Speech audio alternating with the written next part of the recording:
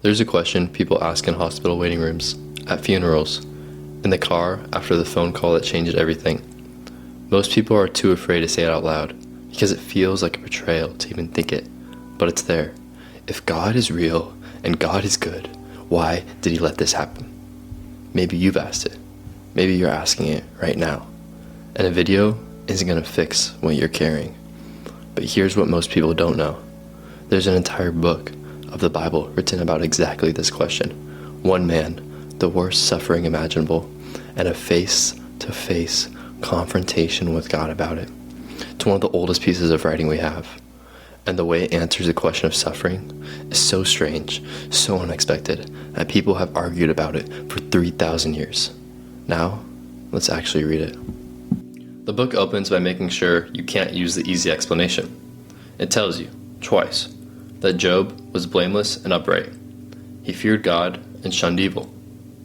This isn't a story about a bad man getting what he deserved. The book slams that door before the story even starts. Job has everything. A big family, 7 sons, and 3 daughters. More livestock than anyone in the region. Respect, health. He's the guy you point to and say, see, God blesses good people. And then, in a single day, it all comes apart. Raiders take the oxen and donkeys and kill the servants.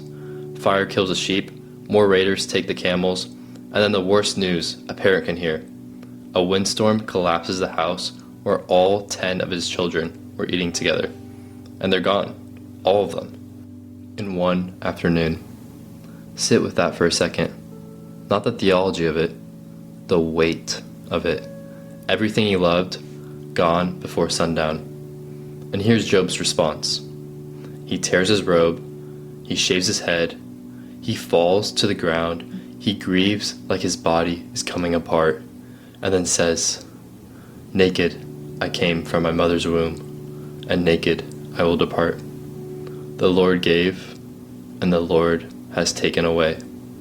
May the name of the Lord be praised. Then it gets worse. He loses his health too. Painful sores all over his entire body. He's sitting in ashes, scraping his skin with a piece of broken pottery.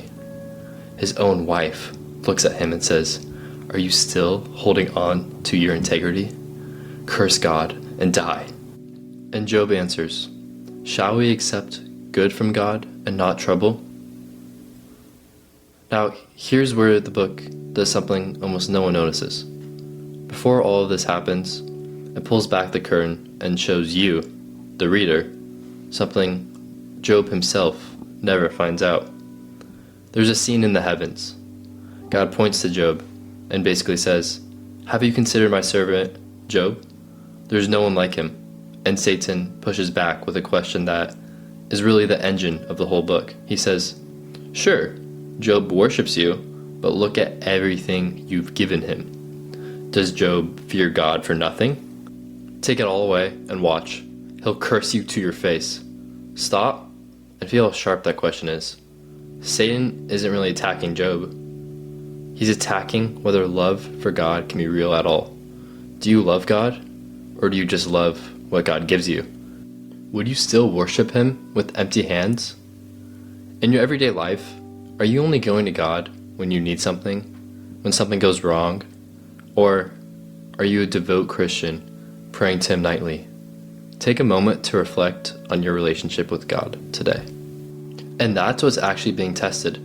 Not whether Job is tough enough, whether his faith is real enough, whether it's love, or just a transaction. And here's the part that'll mess with you. Job never learns this. He never gets the backstage scene. He never hears the conversation. He goes through the entire nightmare with no idea there's a bigger story going on. He just gets the silence and the pain. Hold on to that, because it might be the most honest thing this book has to say to you. There may be a whole dimension to your story that you cannot see from inside it.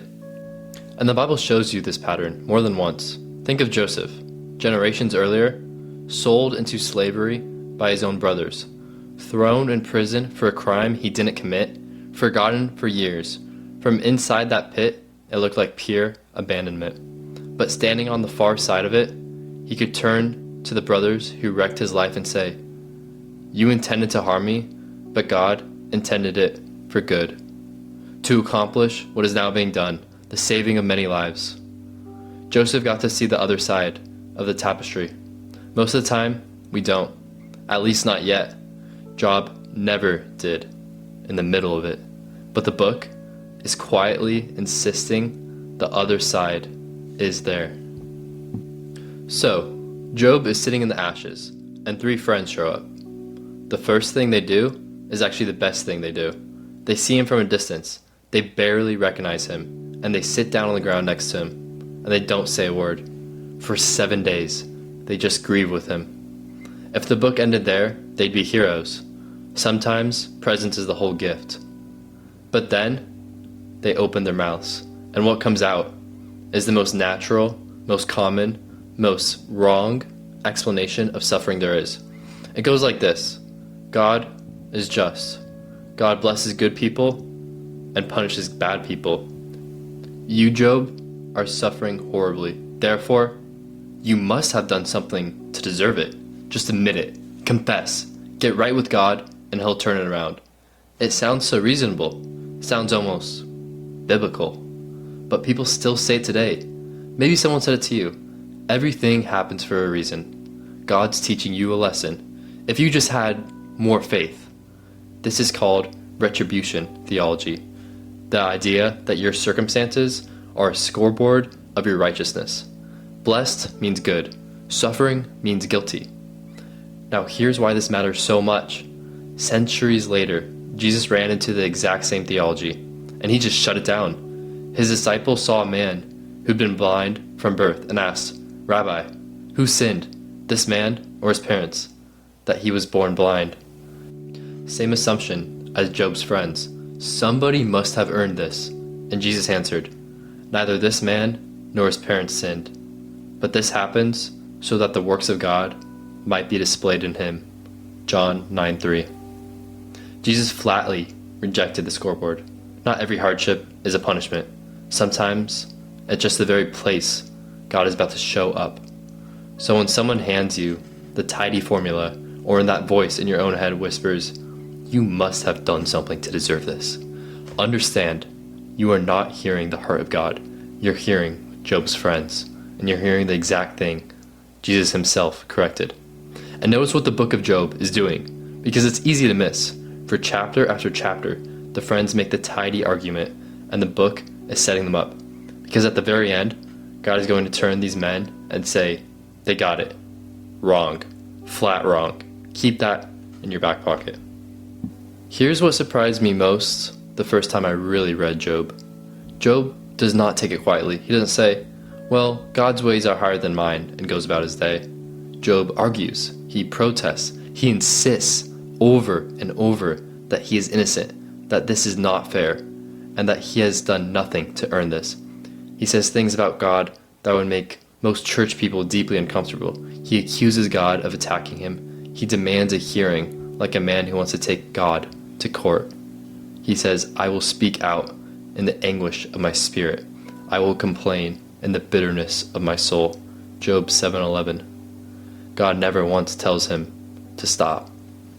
The Bible has a category for this, and it has a name. It's called lament. Brutally honest, unfiltered grief thrown straight at God. And it's not a lack of faith. It's actually a form of it, because you don't scream at someone you don't believe is there. Job keeps talking to God, even while he's furious at God. He never walks away. And Job is not some exception the Bible is embarrassed by. A huge chunk of the Bible's own prayer book, the Psalms, sound exactly like this. "How long, Lord, will you forget me forever? How long will you hide your face from me?" Psalms 13:1. That is in Scripture. God put the complaint in the songbook. And the New Testament goes further still. It says that when your pain is so deep that you can't even assemble the words, the Spirit himself intercedes for us through wordless groans. Romans 8:26. Sit with that. When all you can do is groan, the Spirit of God takes that groan and carries it up as a prayer. Your inarticulate ache is not too small or too ugly or too faithless for God. It is already being heard. So if you're a Christian and you've been carrying this quiet shame that you're angry at God, that you've had thoughts you're afraid to pray out, hear the book of Job and the Psalms and the Spirit himself say it plainly. You are allowed to bring that. God can handle your honesty far better than he can handle your distance. The opposite of faith here is anger. It's walking off in silence. For most of the book, dozens of chapters, God says nothing. That silence is its own kind of suffering, and the book makes you feel every minute of it. And then finally, God shows up. Then the Lord spoke to Job out of the storm. Job 38:1, out of the whirlwind. And now finally, Job's going to get his answer, right?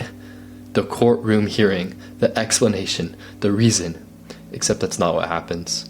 God doesn't explain anything. Instead, God starts asking Job questions, something like 77 of them, one after another. And they're not about Job's suffering at all. He says, "Where were you when I laid the earth's foundation? Tell me if you understand." And the questions keep coming one after another. Who shut up the sea behind doors? When I fixed limits for it and set its doors and bars in place. When I said, "This far you may come and no farther. Here is where you proud waves halt." Have you ever given orders to the morning or shown the dawn its place, that it might take the earth by the edges and shake the wicked out of it? What is the way to the abode of light? Can you loosen Orion's belt? Do you give the horse its strength or clothe its neck with a flowing mane? Does the hawk take flight by your wisdom and spread its wings towards the south? On the surface, it almost sounds like God is dodging the question. But look closer. God is taking Job on a tour of the universe that is wild and vast and gloriously beyond Job's management. Mountains no human has seen, storms that answer to no one, creatures that can't be tamed, and the point lands quietly, but with enormous force. It's as if he's saying, "Job, you're asking me to explain, but you don't even have the framework to hold the answer. You can't run the weather for a single morning. You want to run the moral accounting of the universe?" And here's the twist the whole book has been building towards. It's enough. Job says, "My ears had heard of you, but now my eyes have seen you." Read that again. He didn't say, "Now I understand." He said, "Now I see you." He wanted answers. What he got was God himself. And somehow, mysteriously, almost offensively, that turned out to be what he actually needed. Not an explanation, a presence. And Job is not the only one who lands there. Centuries later, the Apostle Paul begged God 3 times to take away what he called a thorn in my flesh, some affliction he never even names, and God said no. But God had said something else instead. "My grace is sufficient for you, for my power is made perfect in weakness." 2 Corinthians 12:9. Notice the pattern. Job asked why and got God. Paul asked for relief and got grace. Neither man got the thing he asked for. Both got something the Bible seems convinced is better. God himself, near, in the middle of the unresolved thing. Now, watch what God does next in Job, because this is the key that unlocks everything. God turns to the 3 friends, the ones with the tidy, reasonable, "You must have sinned" theology. He's angry with them. He says, "You have not spoken the truth about me, as my servant Job has." Let that sink in. The men who defended God with neat little formulas, God says they lied about him. And Job, who yelled and protested and demanded and refused to pretend, God says he spoke rightly. Honest wrestling. Please God more than the tidy religious answers ever could. So what does the book actually give us? Not a formula. It refuses to say suffering is always punishment. God rejects that to its face. It refuses to promise you a reason.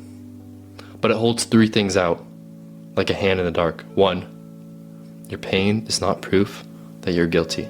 2, there may be a bigger story you simply cannot see from where you're sitting. And 3, the biggest one, God is not absent, even when he is silent. He is working in ways we cannot comprehend yet. You just have to see it through to the end. Keep walking. Don't give up. I promised you honesty, so here it is. At the very end, God restores Job, gives him more children, more livestock, and a long life. And I'll be honest, that ending is the part that's hardest for a lot of people, because it can read like a fairy tale bow tied on a story about dead children. And it does not mean that everyone who suffers get their stuff back in this life. Plenty of faithful people die, still waiting. Your story hasn't had its chapter 42 yet, like in Job. The book is not accusing you.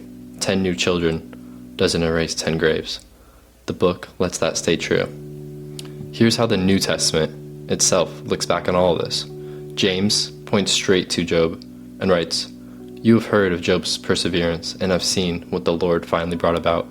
The Lord is full of compassion and mercy." James 5:11. Notice, not "you've seen the formula," "you've seen the Lord, full of compassion and mercy." That's a takeaway the Bible itself pulls from Job. Not a technique for getting your life back, but a revelation of what God is like. And for the real restoration, the true ending, you have to look all the way to the end of the Bible, because there's a promise there for every person whose story never got tied up neatly in this life. He will wipe away every tear from their eyes. There will be no more death or mourning or crying or pain, for the old order of things has passed away. Revelation 21:4. That is the restoration Job's happy ending was only a whisper of. Not everyone gets their health, their children, their years back on this side of things. But the Bible's final word over every faithful sufferer is a God who kneels down and personally wipes away the tears off your very face. His grace is enough. There is one more point that I feel I need to cover.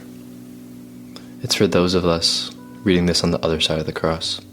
There's one more thing Job could only see the shadow of in the middle of his agony. Job cried out for someone who could stand between him and God and truly understand him. If only there was someone to mediate between us. Job 9:33. Centuries later, that someone came.